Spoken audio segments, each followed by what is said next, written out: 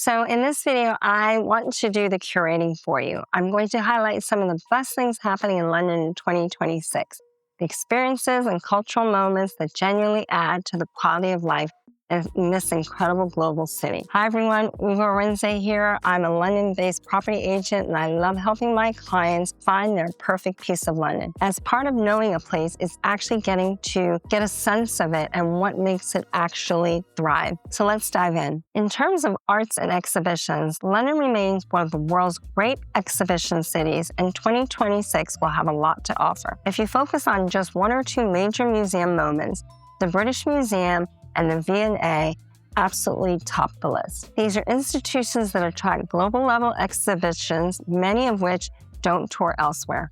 Tate Modern is another leading institution.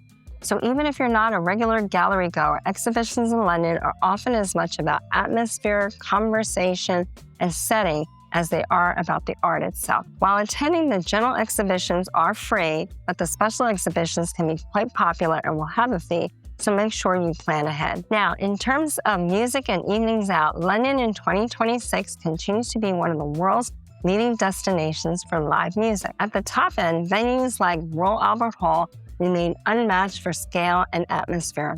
It's one of those places where even a genre you wouldn't normally book suddenly feels special, more immersive, and more memorable. At the same time, London's smaller venues and curated concert series are thriving, giving the city real depth as well as range. There's always something happening at every level. What truly defines London's musical identity, especially in the summer, is what happens outdoors. London's summer soundscape is anchored by one of the city's most iconic cultural traditions, British Summertime Hyde Park, or BST. Each year across late June and early July, Hyde Park transforms into one of the largest open-air live music stages in Europe, welcoming global headliners alongside emerging artists in a setting that feels unmistakably London. A couple years ago, I saw Bruce Springsteen here as part of the BST Hyde Park, and as a Jersey girl, this was incredibly special. To see an artist so closely tied to home performing on that scale in the middle of Hyde Park really captures what London does so well. Global icons, world-class production, and yet a casual and welcoming to all. In 2026, artists like Garth Brooks, Maroon 5, Mumford & Sons, Pitbull, and Lewis Capaldi appear across multiple weekends, and BST once again becomes a defining moment for the London summer. The combination of world-class music, sprawling green space, easy access into central London, and a festival atmosphere makes it one of those experiences that truly makes the summer feel special in this city. Moving on to sporting moments. Even if you're not a sports fan, London's major sporting events are cultural moments. Wimbledon remains iconic. It's a rare blend of tradition, global attention, and modern London energy. The London Marathon is another defining moment. That weekend, the entire city feels different, whether you're running or just watching from the pavement. Now let's talk about London's theater scene goes well beyond the West End, and that is going to be the case in 2026 as well. Yes, the West End remains world-class, but some of the most compelling, critically respected work in the city happens in London's local theaters, many of which are considered among the best in the world. Venues like the Kiln Theatre, the Hampstead Theatre, and the Bush Theatre consistently produce bold, contemporary work that's taken seriously on an international level. What's particularly special is that despite their intimate scale, it's not unusual to see Hollywood actors and actresses performing in these spaces. Theater culture in London is deeply respected. Actors cross freely between film, television, and stage, and many actively seek out these smaller venues for the quality of work rather than the size of the audience. If you're living in London or spending meaningful time here, keep an eye on what's happening in these theaters is one of the best ways to experience the city's cultural depth and to truly see world-class theater without the formality or spectacle of the West End. As far as the seasons, this is where London really comes into its own. Spring brings longer evenings and the parks start coming back to life. Summer is peak London, outdoor dining, festivals, rooftop energy.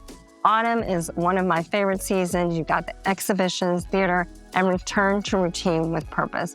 While winter is quieter, it starts coming to full swing as the holiday season kicks off. Now, of course, we couldn't talk about London's culture without talking about the restaurant scene And in 2026, it's going to be as diverse and exciting as ever, not just in terms of quality, but in range.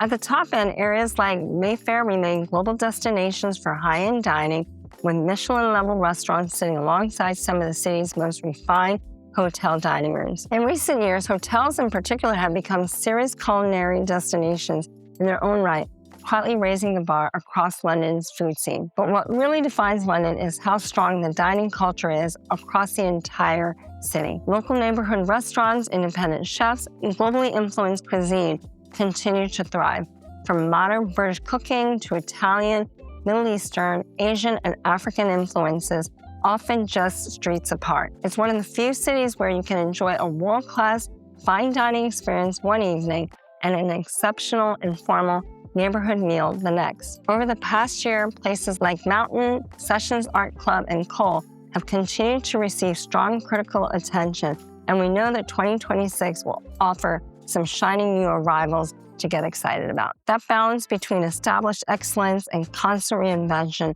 is what keeps London one of the world's great food cities. So why does all this matter? Well, people don't just buy property in London. They buy into a lifestyle, a way of living. Culture, walkability, schools, and access to experiences are part of the consideration. London has been through a challenging decade, but cities like this don't disappear.